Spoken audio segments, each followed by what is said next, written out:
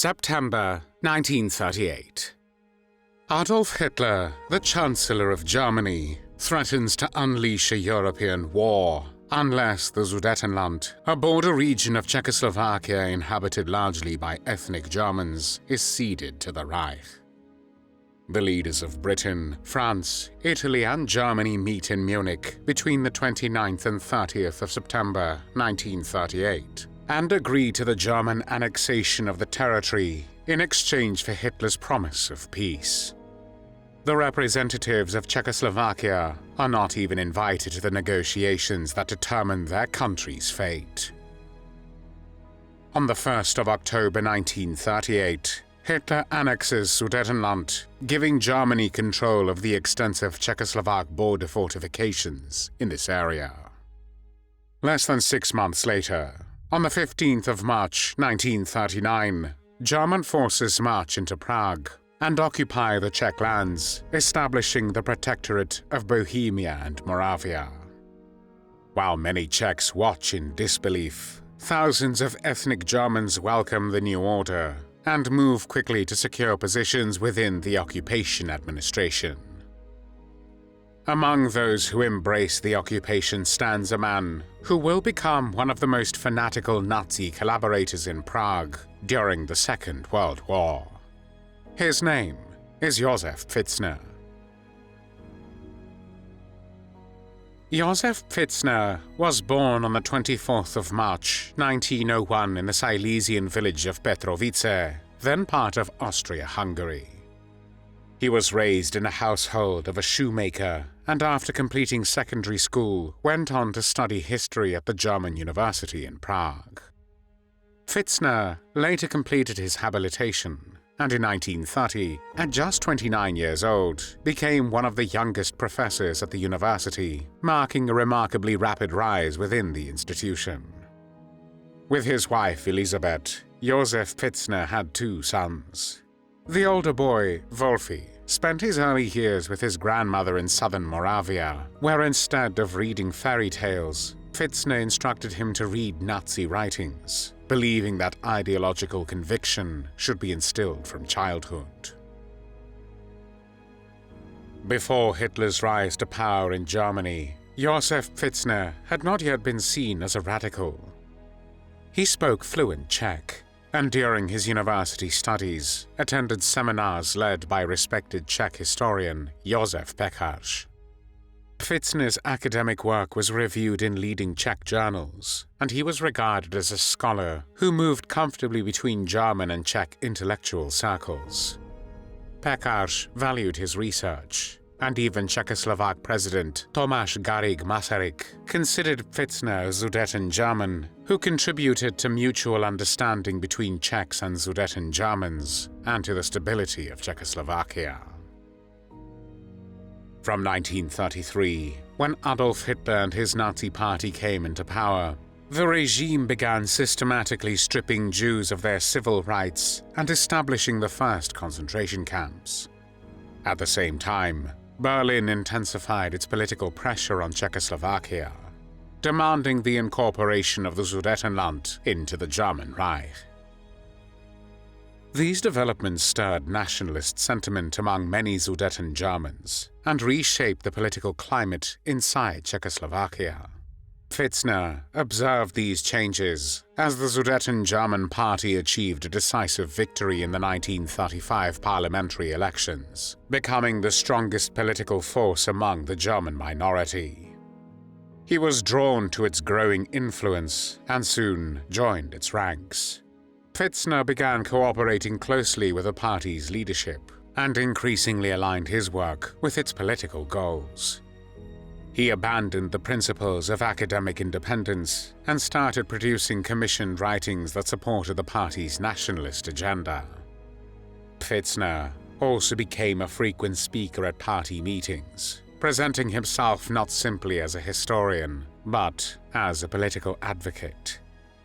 The final break with his former Czech colleagues came soon after, when he published private letters of the recently deceased Josef Pekař in a party newspaper, attempting to portray him as sympathetic to nationalist and anti-Semitic ideas. Many within Czech academic life saw the act as a betrayal and condemned it as morally reprehensible. In 1938, Josef Pfitzner entered public office as a member of the Prague City Council, as the political map of Europe was beginning to change dramatically. Between the 11th and 13th of March 1938, Adolf Hitler annexed the federal state of Austria into the German Reich. The failure of Britain and France to take action against him for violating the Treaty of Versailles emboldened him toward further aggression. In late summer 1938, Hitler threatened to unleash a European war unless the Sudetenland was ceded to Germany. This region of Czechoslovakia also contained the country's key defensive fortifications in the event of a war with Germany.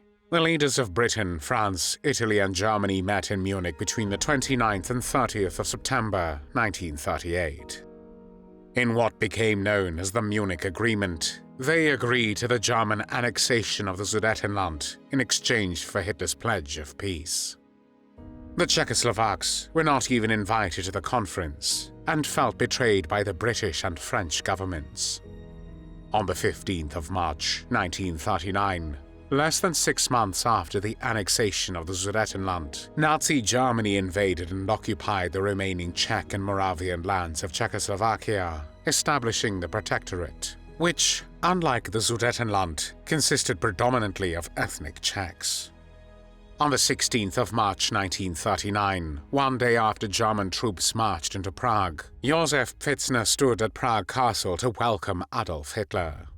He did not greet him as a cautious administrator adapting to new realities, but as a convinced radical who believed the occupation marked a historic correction. In Hitler's presence, Pfitzner presented himself as a loyal servant of the Reich, eager to help dismantle Czech political and cultural life. For him, the fall of Prague was not a tragedy. It was an opportunity to reshape the city according to National Socialist ideology. Soon afterward, he was appointed government commissioner in the administration of Prague, holding the title of deputy mayor alongside Mayor Otakar Klapka. Although Klapka formally remained in office, legal changes in December 1939 ensured that Pfitzner had to be informed about all key matters and possessed the right of co-signature. In practice, this allowed him to monitor and influence nearly every decision made at the Prague City Council. Beginning in January 1940, he regularly submitted situation reports to SS Gruppenführer Karl Hermann Frank, who served as Secretary of State of the Reich Protectorate of Bohemia and Moravia. In these reports, Pfitzner presented himself as a vigilant guardian of German interests, frequently complaining about what he described as Czech obstruction and unreliability. Pfitzner's policies revealed the depths of his radicalism. He sought nothing less than the ideological conquest of Prague, envisioning it as a permanently German city stripped of Czech national pride. Pfitzner closely supervised publications about Prague and banned works that did not conform to his interpretation of history. He ordered the retraining and re-examination of tourist guides to ensure that visitors would hear a German narrative rather than a Czech one. Monuments associated with Czech identity or Jewish heritage were targeted and removed, including statues of Rabbi Löw and Moses, which disappeared under his watch in early 1940. He pressed for the renaming of streets and initiated changes to the city's coat of arms, attempting to erase visible symbols of Czech tradition from public space. Pfitzner's relationship with Mayor Klapka quickly turned hostile. Klapka attempted to slow the Germanization of the city by adhering strictly to administrative procedures, which infuriated Pfitzner.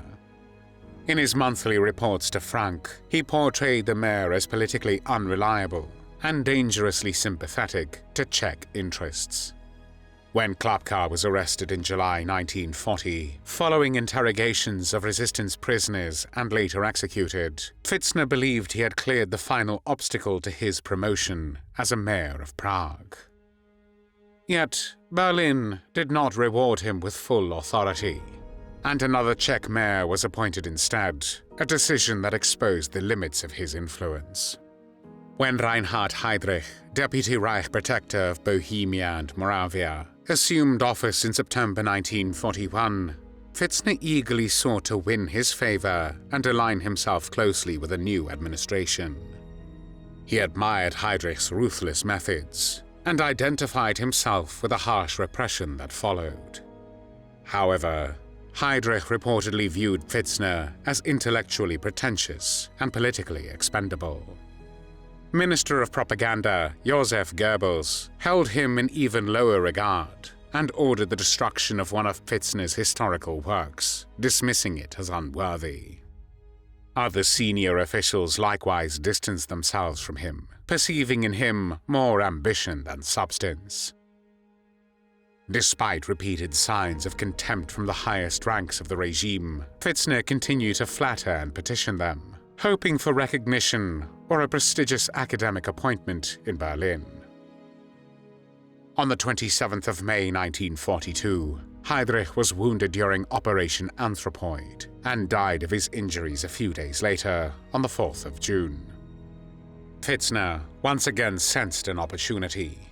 He actively participated in all events connected with Heydrich's death and demonstratively joined in the public mourning. He clung to his radical convictions and unwavering loyalty to Hitler, even as those he sought to impress regarded him with skepticism and quiet disdain. The Second World War in Europe ended on the 8th of May, 1945, and on that same day Josef Pfitzner fled Prague as the regime he had fanatically served collapsed in defeat. He was soon detained by American forces and after a brief internment was extradited to Czechoslovakia to stand trial. During the investigations and interrogations, he appeared confident and defiant, claiming, like many former Nazis, that he had merely followed orders. The prosecution demanded the death penalty. The indictment emphasized his leading role in the Sudeten German Party and held him responsible for actions that had contributed to the cession of the border regions of Czechoslovakia, the destruction of property belonging to the city of Prague, and the deliberate Germanization of the historic center of the capital. The Extraordinary People's Court found him guilty under the Retribution Decree and sentenced him to death by hanging. Josef Pfitzner was 44 years old when on the 6th of September 1945, only several hours after the verdict, he was publicly hanged in Prague before a crowd estimated at up to 50,000 people. According to witnesses, the hangman slapped him in the face because of his alleged shouting, "I am dying for Greater Germany." Thanks for watching the World History Channel. Be sure to like and subscribe, and click the bell notification icon so you don't miss our next episodes. We thank you, and we'll see you next time on the channel.